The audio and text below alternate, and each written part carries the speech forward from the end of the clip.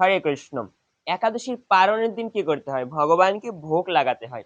পঞ্চ রবি শস্য দিয়ে ভগবানকে ভোগ লাগাতে হয়। পঞ্চ রবি শস্যের মধ্যে রয়েছে ভাত, চিনি, ভাত, তারপরে রয়েছে চিড়া, মুড়ি, এগুলো আপনারা ব্যবহার করতে পারেন।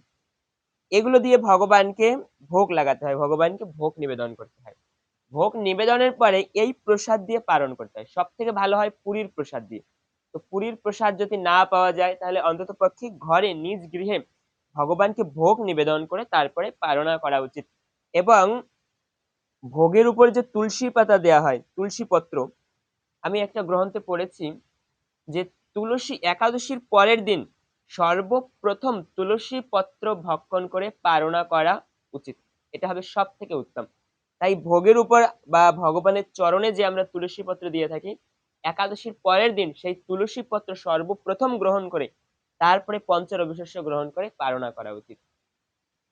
এই হচ্ছে পালনের নিয়ম। তো হরে কৃষ্ণ, আশা করি সবাই একাদশী পালন করেন এবং সবাই এই ব্রত পালন করেন। যারা যারা এই ব্রত পালন করে তাদের সবার কাছে এই ভিডিওটা শেয়ার করে দিবেন।